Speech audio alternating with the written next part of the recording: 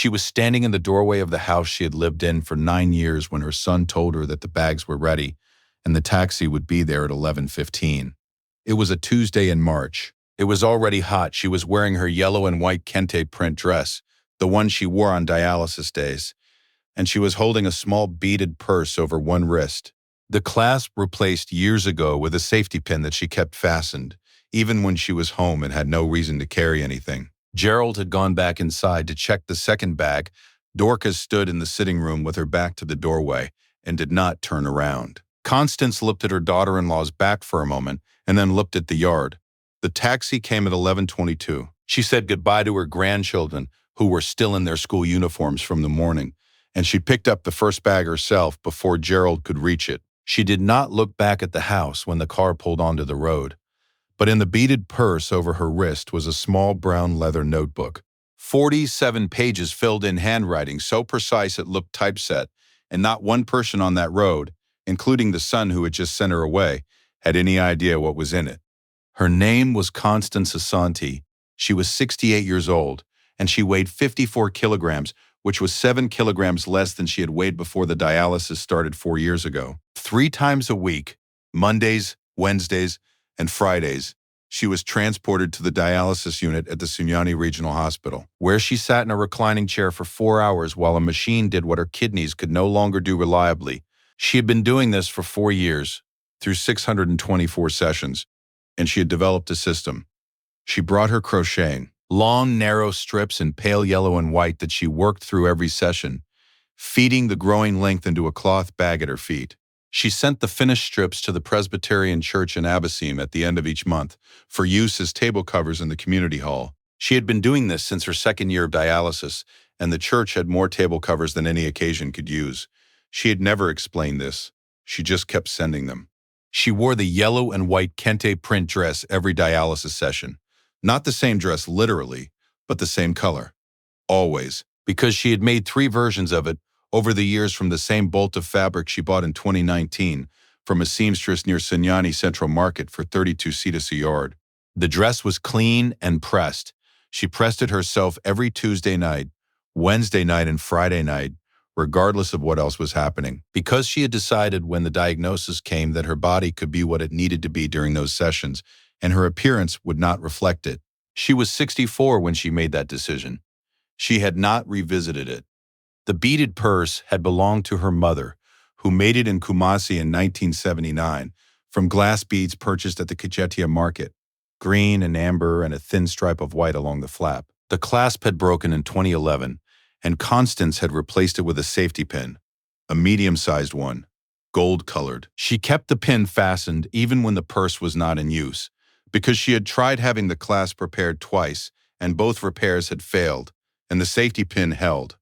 Inside the purse on any given day, her hospital appointment card, a folded 50 cedi note she had kept there since 2016 for emergencies, and had never spent, a cough suite wrapped in foil, and the brown leather notebook. The notebook was small enough to fit in one hand. Its cover was smooth, the leather worn to a deep brown at the corners from years of handling. She had bought it from a stationery shop in Sunyani in 2007 for 4 cedis. She had been writing in it, in blue ink, ever since, in columns that she had ruled herself with a pencil and a small ruler before she ever wrote the first entry. The column said, name, school, year, amount. There were 340 entries across 47 pages. Each one was a child. Each one was a secondary school fee. Each one was a year and a precise amount. In Ghana, cedis, that she had transferred through the account of Sister Abena Owusu, secretary of the Abasim Presbyterian Church, to the school fee collection office of whichever institution the child attended.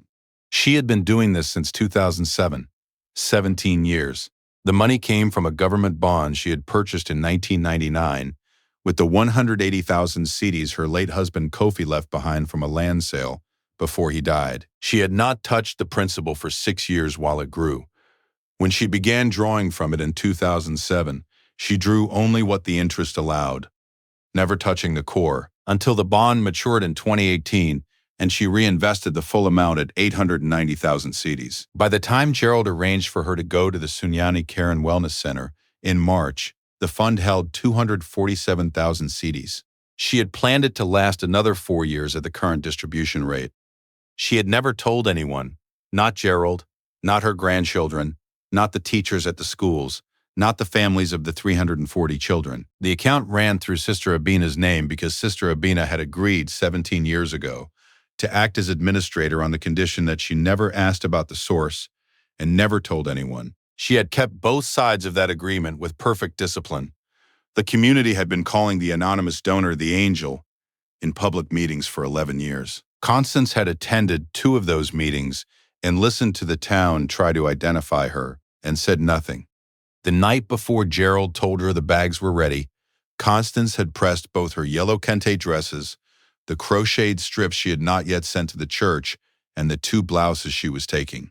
She did this alone in the back room between 8:30 and 10:15 p.m., using the black-handled Phillips iron she had owned since 2003. She folded everything flat and packed it in the order she would need it, dialysis days at the top. She placed the notebook inside the beaded purse. She placed the purse in the cloth bag with the crocheting supplies. She made the bed in the room with the same care she had made it every morning for 9 years, smoothing the corners, turning the pillow to the cooler side, though she knew she would not sleep in it again. When Gerald came to collect the second bag in the morning, the room was in that condition. He did not say anything about it. Gerald Asante was 44.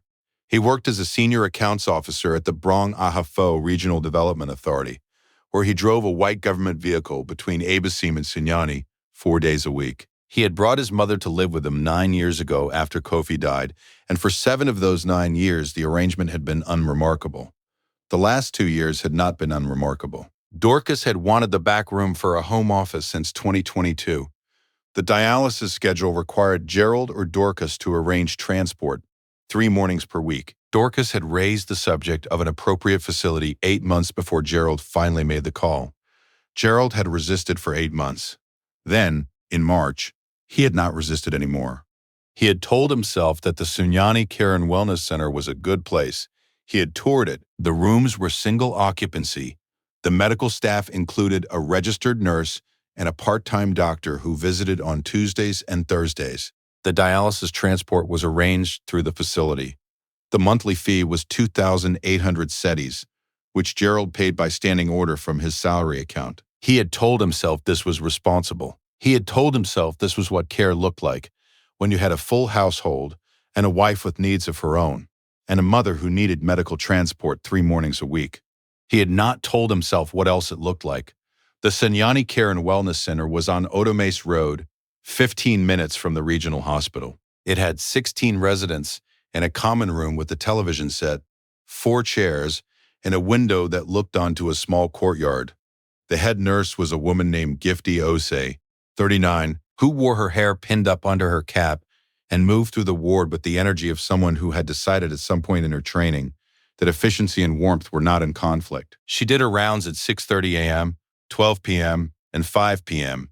She noted the new resident on her first Tuesday. She noted the yellow and white dress. She noted the crocheting. She noted that Constance drank water carefully, monitoring her own intake with the precision of a person who had been managing this for a long time, without being reminded. On Constance's 3rd dialysis Monday at the facility, Gifty set an extra cup of oat porridge on the tray before the transport van came. She did it without comment. Constance looked at the extra cup. She looked at Gifty. Gifty was already moving to the next room. Constance ate both cups. In the common room at 3 p.m. on weekdays, the television played a channel that broadcast local news and church programming. 2 of the other residents watched it from the chairs on the left side. Constance sat on the right side, near the window that faced the courtyard, and crocheted. She called Sister Abina on Thursdays after the weekly fund transfer had gone through. She asked if the payments had posted. Sister Abina said yes, or she said not yet, depending on the bank's processing time. Constance made a note in the brown leather notebook. She had brought the notebook. She had brought 3 months of yarn. She had brought the beaded purse with the safety pin and the 50 cedi note and the cough sweet and foil. She had not brought anything she did not need. The 2 bags Gerald had packed for her, she had gone through on the first evening and repacked herself. 3 of the items he had included she had set aside. She did not ask him to bring them back. Gerald came on a Saturday in the 8th week. He arrived at 10:40 a.m. with a container of Dorcas's jollof rice, still warm from the morning, wrapped in a kitchen towel. Constance received it with both hands, the way you receive a gift from someone you love even when you have not asked for it. He sat in the common room chair across from her. He asked how she was doing. She said fine. The staff were good people. The dialysis transport came on time. He asked if she needed anything. She said no. He looked at the crocheting growing from her hands and said it was getting very long. She said she had been making more than usual. He stayed for 45 minutes. When he left, he paused in the doorway and said he would try to come next Saturday. She said that would be nice. The following Saturday, Dorcas had a family gathering on her side in Kumasi, and Gerald drove her there. The Saturday after that, he had a government function in the afternoon and the morning ran short. By the 12th week, he had been back to the facility once since the jollof rice Saturday. The standing order for 2,800 CDs processed every first of the month without fail. He had told himself that the standing order was there, the transport was arranged, the doctor came on Tuesdays and Thursdays. He had not told himself anything else. On the afternoon of the 6th week, Sister Abina Owusu sat in the small office off the church vestry in Abyssine and looked at the telephone for a long time before she picked it up. She had kept her promise for 17 years. She had kept it when the community meetings speculated about the angel's identity. She had kept it when a journalist from the Sunyani Daily Mirror called the church to ask if they had any information. She had kept it when Emmanuel Yah Mensah, who had written to the church 3 times over 11 years, asking to thank the person responsible for his secondary school fees, had asked her personally at a church anniversary function in 2019, and she had said only that the donor wished to remain anonymous. She had kept it because Constance had asked her to, and because Constance's reasons were her own, and Abina respected them. But on the afternoon of the 6th week, she had called the facility to ask after Constance's health, as she did every 2 weeks, and Gifty had answered and told her that the son had not visited in 3 weeks. And Sister Abina had set the phone down and looked at the wall and made a different decision. If this is already sitting in your chest the way I think it is, subscribe now. Because what Emmanuel Yah Mensah does when he hears what Sister Abina tells him is going to change every single thing that follows. Emmanuel Yah Mensah had been 17 years old in 2007 when the letter arrived from the school bursary office saying that his Form 5 and Form 6 fees had been paid in full by an anonymous donor through the Abyssine Presbyterian Church. He had read the letter 3 times before showing it to his mother. He had gone to school. He had passed his West African exams with aggregate 7. He had enrolled at the Kwame Nkrumah University of Science and Technology in Kumasi in 2009 on a government scholarship he would not have been eligible for without the secondary certificate. He had graduated in 2013 with a degree in civil engineering.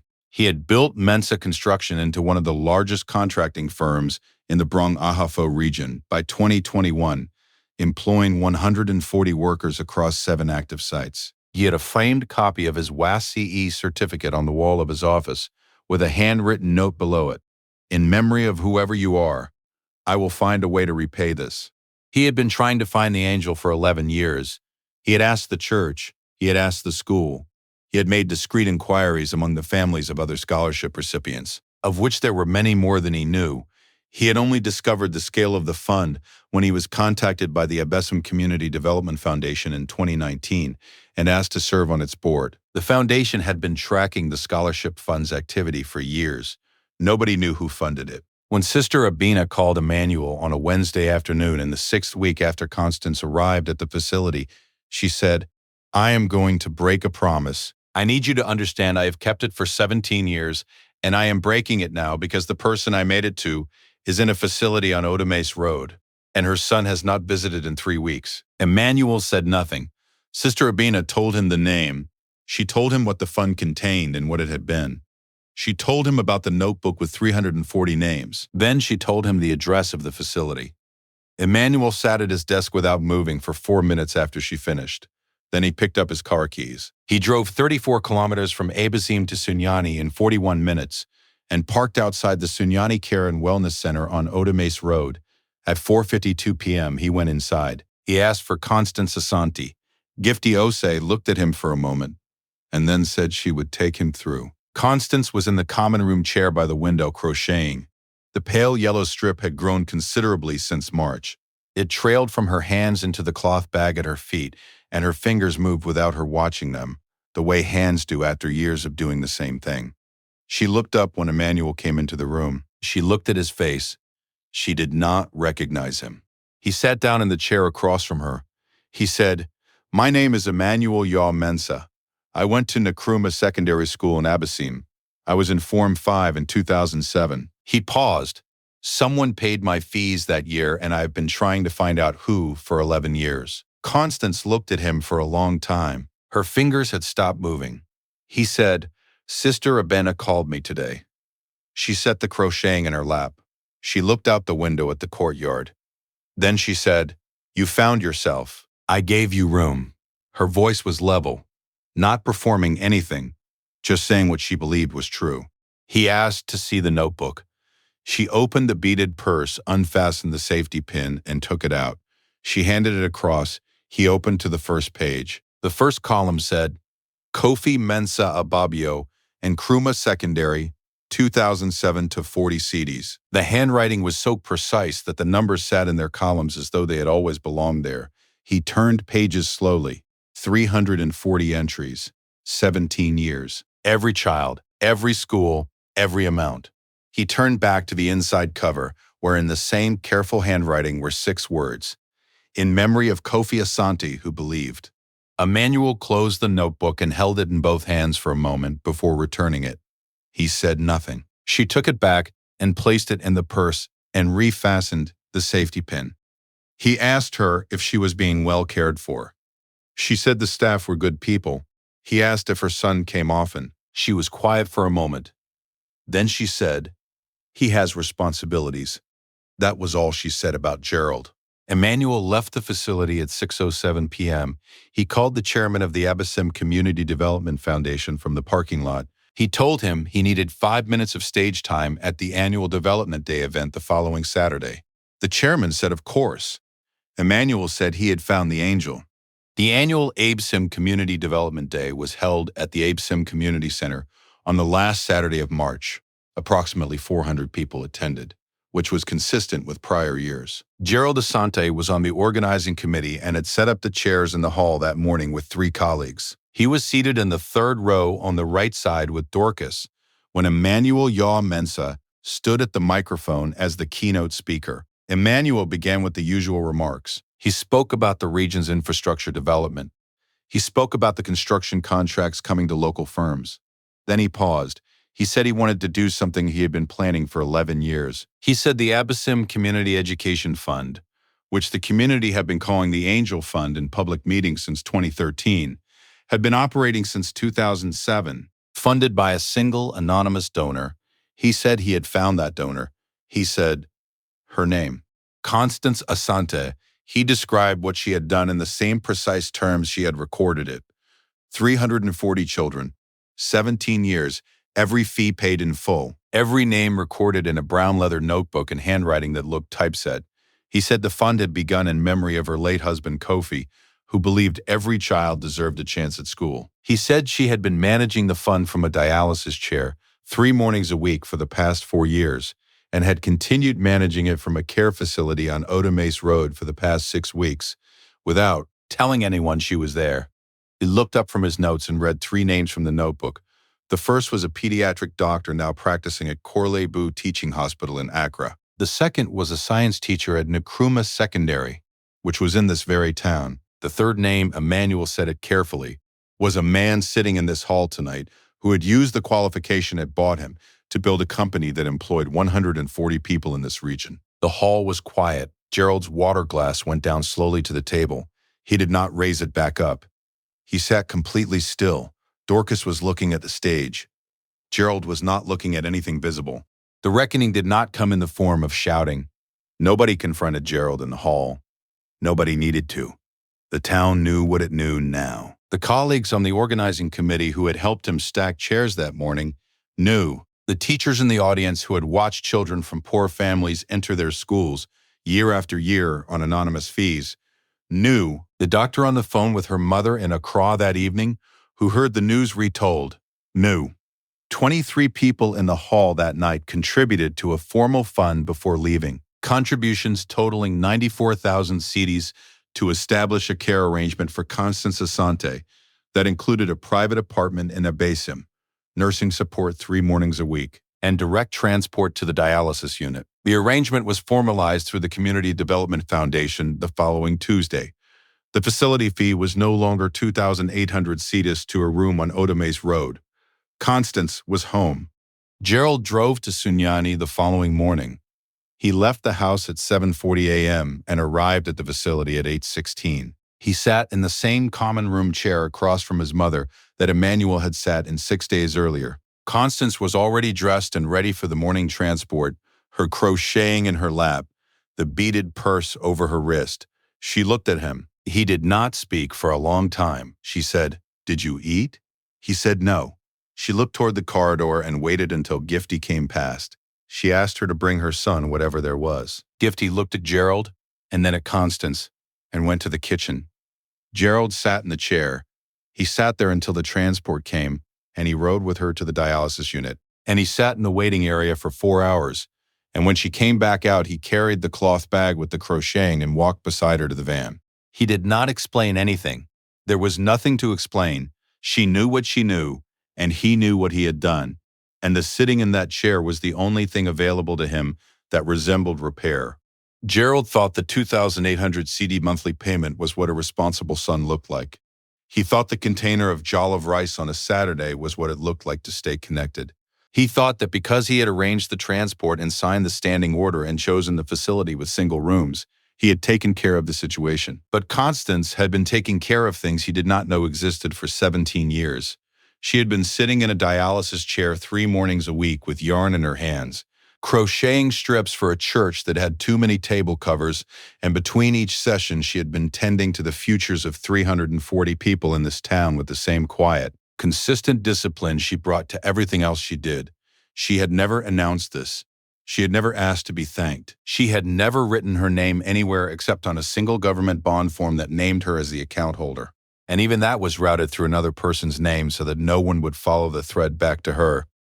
You can look at a person for 9 years and still not see them. You can share a house with someone and assume that because you know their dialysis schedule and their doctor's name and their dress size, you know who they are. But a person is not made of their medical appointments. They are not made of the inconvenience they cause in a household. They are not made of the room they occupy or the transport they require on Monday morning. What a person is made of lives in a leather notebook with columns ruled by hand, in names of children who grew into doctors and engineers and teachers, in a yellow dress pressed on a Tuesday night in a facility room because the body can be a patient, but the person inside it has already decided otherwise. The town did not overlook Constance Asante because she was hiding. She was not hiding. She was present at every meeting, every church service, every community gathering. The town overlooked her because she wore flat shoes and pressed her own dresses and did not perform the weight of what she was doing. Presence without performance is invisible to people who only see what announces itself. What you carry quietly is not lost. It is waiting. It is sitting in a chair by a window, crocheting, calling a church secretary every Thursday to check that the payment posted. It is not asking to be recognized. It does not need to be. Recognition is not the point. The point is the 340 names on 47 pages. The point is the children who became the town. Constance Asante crochets at the window of the apartment the community arranged for her in Abesim, 3 streets from the house where her son lives. The pale yellow strip in her hands has grown long enough now to drape across the full length of a church table. She will send it at the end of the month. She has already started a new one. The brown leather notebook sits on the table beside her chair, open to a new page. A 341st name. A 342nd. The fun continues. It will continue as long as she is continuing, and she intends to continue for a long time. If your mother gave something away for 17 years, quietly, without you knowing, without ever asking you to notice, do you think you would have noticed? And if you found out after she had been sitting in a room on Odames Road for 6 weeks waiting for a Saturday visit that didn't come, what would you do the next morning? Not eventually, the next morning. Leave your answer in the comments. I will read them. Subscribe for more stories about hidden strength. quiet power, and the people the world overlooks until they change everything. I'll see you in the next one.